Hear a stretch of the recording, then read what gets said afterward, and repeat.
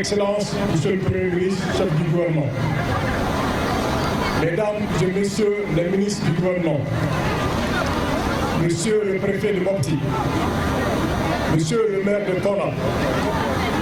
Madame la directrice des opérations de la Banque mondiale, Messieurs les représentants de l'Union européenne, ECAP Sahel, MINUSMA, j'en passe. Honorables invités, Mesdames et Messieurs. Au prime abord, nous adressons nos vives félicitations à la population de Kona pour ce triomphant et symbolique accueil qui ne me surprend guère. L'hospitalité de Kona est légendaire, à plus d'un titre. Et le rôle que joue Kona dans la région revêt plusieurs aspects. Sur un plan historique, Kona est une très ancienne ville cosmopolite qui a été déjà créée en 1816. Et le terme Kona, comme l'a attesté tout de suite mon prédécesseur, le maire de Kona, selon certains ethnologues, concordant aux avis des autochtones de la ville, le mot Kona veut dire aide-moi ou entraide. À cet effet, si ces braves populations nous accueillent avec un accueil et avec une chaleur aussi triomphante, cela n'est pas du tout surprenant, c'est juste originel. Je vous en félicite. Sur un plan géographique, Kona constitue un gîte d'étape entre les localités du sud et celles du septentrion, à cause du carrefour sur la RN16 et de la ligne d'eau de débarcadère de port de bateau. Au-delà de cela, Kona constitue un exemple de havre de paix, un exemple à dupliquer dans les autres régions. L'accueil qui nous a été réservé aussi est digne de l'accueil dans une capitale régionale. Cependant, Kona est une commune rurale.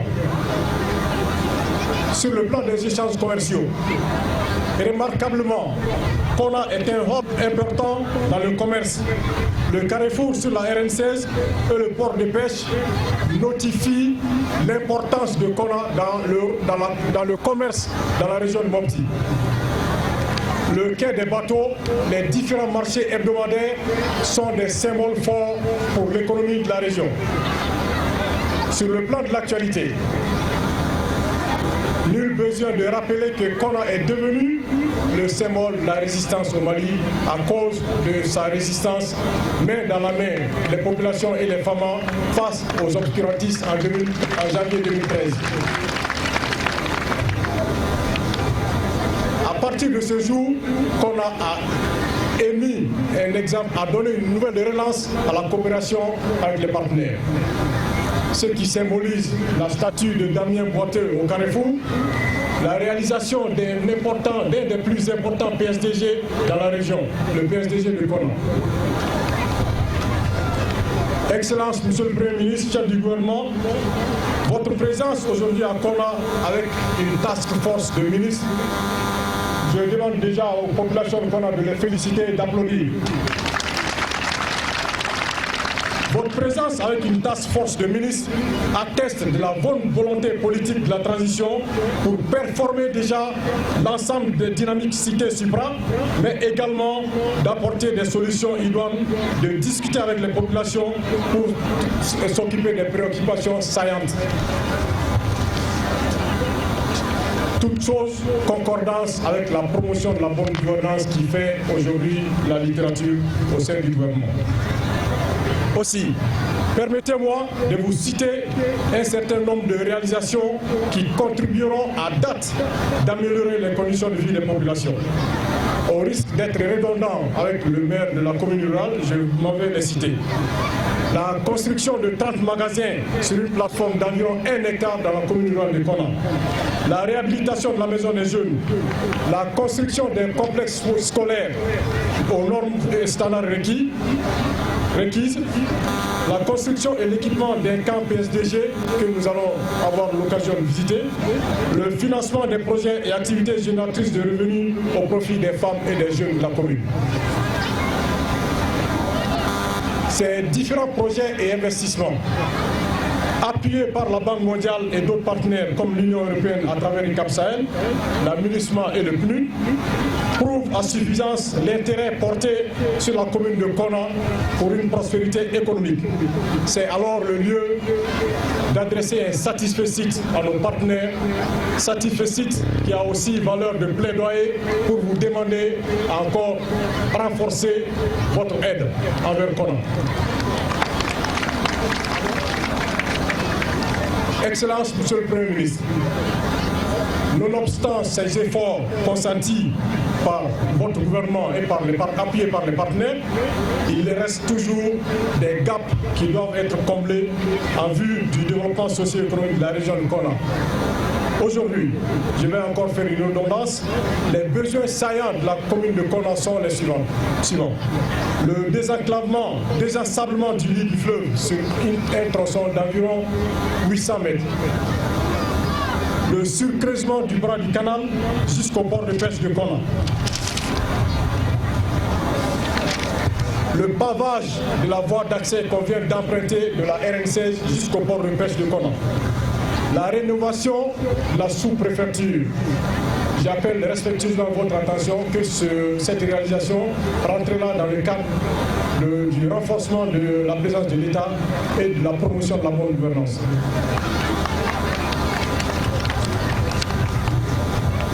En guise de conclusion, nous sommes aujourd'hui dans la région de Mopti inscrits dans une dynamique triptyque sécurité, paix et développement. Ce qui est une réalité ici à Konna, Monsieur le Premier ministre. Alors, nous demandons aux femmes, aux hommes, aux jeunes de Konna, êtes-vous présents?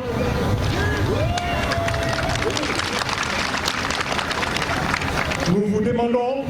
de poursuivre et de faire de ce concept triptyque paix, développement, sécurité une réalité de tous les jours. C'est le moment de le faire. Et à cet effet, je terminerai sur une sagesse populaire africaine. Si vous empruntez un chemin qui s'appelle plus tard, vous risquez d'arriver sur une place qui s'appellera jamais. Et à Konna, cela n'est pas votre habitude. Je vous remercie encore une fois de votre accueil chaleureux et j'insiste, cela ne me surprend guère car ayant vécu ici parmi vous, que vous en soyez félicités. Applaudissez-vous vous-même. Merci.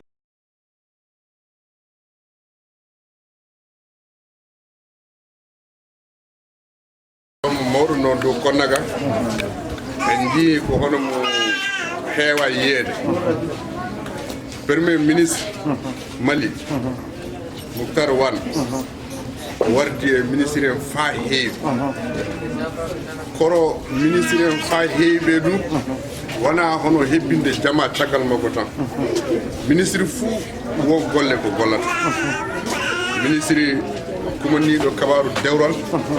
ɗum woni réconciliation ministre kumaniɗo kabaru jande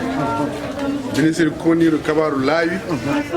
e bâtiment ngaji administratif ministre kumaniɗo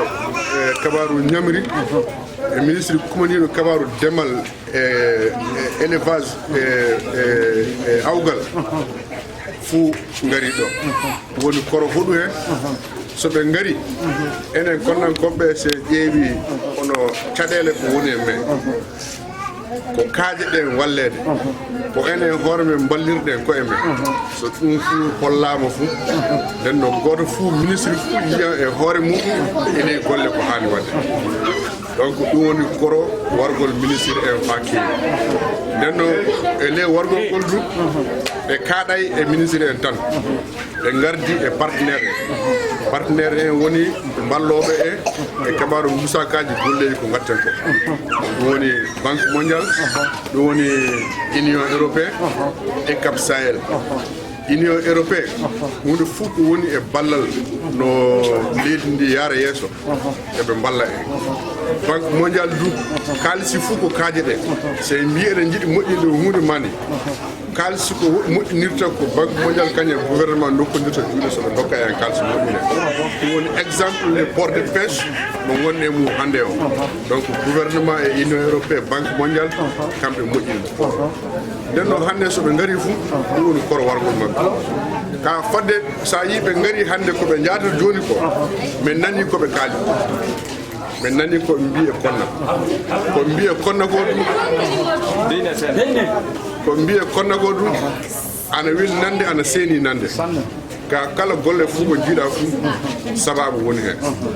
sababu lobbo fuu ko warata so warta e ngenni men ɗi heɓa inde robbere eɗen ñaago Allah yo Allah hokku en on sababu nden noon koɓe mbi ɓe ngari ɓe jiihi konnankoɓe jalti ɓe ngari ɓe jiihi ngenni ndi laaɓi tal tuuni fuu ɓe jeeya ngenni ndi ɓe ngari ɓe jiihi ɓe tawi sukaɓe ana keewi kono fa ana faɗo hatta nden noon ɗum ko ɗum hollata fadde maɓɓe warde nde won golleji ko golla nden noon le golleji ko golla golle mawɗo gollaɗo ley hen o ɗum woni ono club des amis de Seydou Campo golle mo mawɗo won ley saabi min fuu min jiihi fadde amen warde konnaga laawi ɗi fuu ɗo memay wala wona laawol wona dogotoro wona misiɗe ɗo joppuɗon wala ley hen fuu on golli ngenndi ɗum laaɓi min jiihi ɗo komin mbayri yiide ɓooyi lekki fuu ko woni e ngenndi yiwde kaari fuu warde made fof on penti nden no so mbi o gaɗi club o indirimo Seydou Campo club de Seydou Campo nden no minen komin mbawi duwade golle ko gonɗon wonde ko toujours ɓeydon ono e ko woni hakkude mo ono e Seydou Campo ko ɗum woni hoolare nde yo Allah ɓeydu ono sukaɓe gonɓe ley hemɓe yo Allah waɗu on mawɓe ngenni ndi du e junngo sukaɓe secteur nden no sukaɓe so namodiri fuu nden ngenni yaata yeeso ɓe mbi feyi kahango kanɗa e leydi cukako ma o ɓuuri diine sa mawni saabu nden joguiɗa yanke hoore wadde ko ɓuriɗa wadde nden no hannde ngenni ndi e junngo ma onon sukaɓe woni hono e Seydou Campo miɗen duwono on fa joni yo Allah naɓu dewral molngal yeeso par ce que dewral molngal ko minen ka min nani e kañum komin jii no ngenni ndi yaara yeeso tan ɗum tan woni nde nden no hono no jooto on fa sanne toujours tinno ɗon naggodiro joho yella ngenni ana yaa yeeso andon du vote ko jarato andaka ko aduna o fof andi aduna o fof andi tout est leɗɗe mbuwe nokkuuje a famille golle fuu so wiyama golle suubawa wari fat domo noddede johon taw ɗon to nden no ɗum barke muɗum onon keɓata a famille nden noon ko mbawmi wiide on toujours e rewɓe e sukaɓe ɗum woni leydi sukaɓe woni walde monde e rewɓe woni walde nden no suka e debbo fuu jon gorko jon suudu kañum woni chef muɗum e worɓe chef de famille ɗum moye mo nden noon min ka ko mbawmi wiide o tinnon toon naggodiro so yimɓe fuu ndenti wima rawan ladde tinnoka batti mbiyeɗa muusa nden noon mi wawa yettude haala ka so jota e baba naati o wona gambari club membre club o neɗɗo ngendino Allah yarro e BD hewɗumo andama o hono si BD no o neɗɗo ngendino hunde fof ko wiya yirwere ngendi omo dari hen fa o waɗan ko wawi nde hen nden no hono ɓe yimɓe so ana e ngendi fuu ana kaani hayɓede ana kaani jowtede ana kaani wallede nden no o wala sembe du so wona ono so a nani wiyama club de Seydou Campo du anda wiide kanko ɗo Seydou Campo kay ko Seydou Campo commune o fuuɗo o conseiller communal les mairie ko ɗo woni golle makko du ona anda nden no baba nadio e kanko Seydou o e onon sukaɓe heddiɓe membre club o fonna timmi nden no toujours tinnoɗon naggodiro so goto yaɓɓi goto jafodiro so koko won segaki tan fallam natta nden noon mine yimɓe ka mine ɓe ngala ɓe mbi o ɗum ka yo gufa tan no kangaji noon ko ɓooyi seeɗa tan taya ɗum min mbiyata ɗum ne tinno pennomi kono komin mbi ko tinnoɗo laato ɗum pene minen ka nomin mbiyata min mbi ɗum ka fof gufa ɓolono nde ɓooyi seeɗa tan taya nden noon gufa ka mbiɗen gonndi yiide fa joni ka janje yaade ne fa joni mbiɗa ñaago on tan nangodiro acco ngendi ndi yaa yeeso ko keɓal e jungo Allah tan woni ɓinguel adama ko Allah hokkuma ko ɗum tan mbawɗa heɓude ngam no fa joni wonde ala ka ɓiɗo sonne min dardi o sino ɗo nangodiro yalte haala ka Allah holli on ko jeggitimmi e o haala gouverneur Moti gouverneur kesso Abbas Dambélé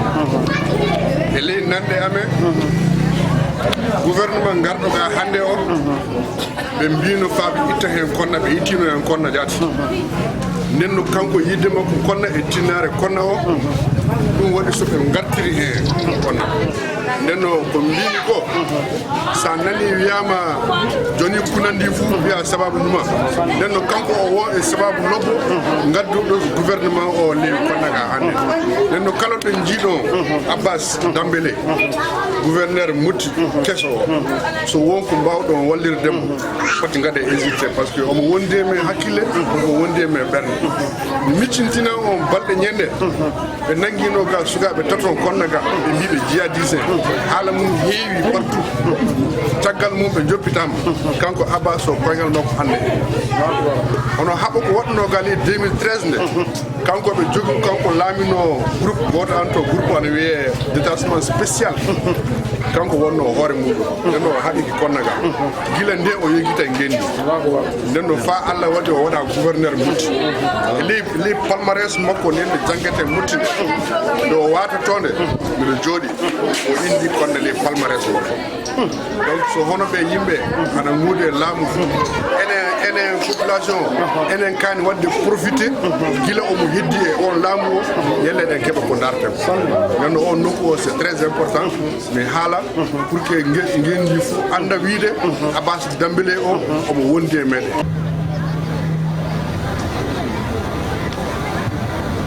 assalamu aleykum bandiraɓe konnankoɓe garɓe ɗo hannde tawaɓe ɗo hannde keddiɓe cuuɗi e ciyeji bange konno fuu waw fuɗɗide haalam tawi mi dowtawi on mi barkina on du teddagal goɗɗon ko weeli kam sanne jiɗɗo du barkinde on e inde mawɗo leydi men ndi mbiyeteɗo président Badaw dowta on on fawtira on ɗum jiɗɗo du faɗa andude haala ley français o hallude on wiide suggullangaji muɗi fuu ko maire o holliti ko haala ɗo ko haalaga ɗo ko winda fuu mi nani mi faami aɗa hakkillan ɗum so Allah e Allah mum jaaɓi e golliran ɗum e hakkille e leydi e garoji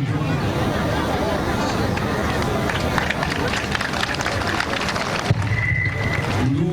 teddalngal mo ngal vraiment ɗum mawdiri ka sanne barkini on jowtiri on ɗum monsieur Mesdames et messieurs les ministres du gouvernement, monsieur le gouverneur, monsieur le président de l'Assemblée régionale, monsieur le maire de la commune de Konna, monsieur l'ambassadeur adjoint de l'Union européenne, monsieur le chef de la mission IUCAP Mali, mesdames et messieurs les représentants des organisations de la société civile, distingués invités, mesdames et messieurs, c'est pour moi un réel et immense plaisir de vous retrouver aujourd'hui au port de Konna. La Banque mondiale, comme cela a été rappelé, est fortement impliquée dans le soutien au développement des populations de Konna au travers de 126 activités financées à hauteur de 8,2 millions de dollars, soit 4,5 milliards de francs CFA, dont 2,5 millions de dollars, soit 1,3 milliard de francs CFA, pour la réhabilitation de ce port.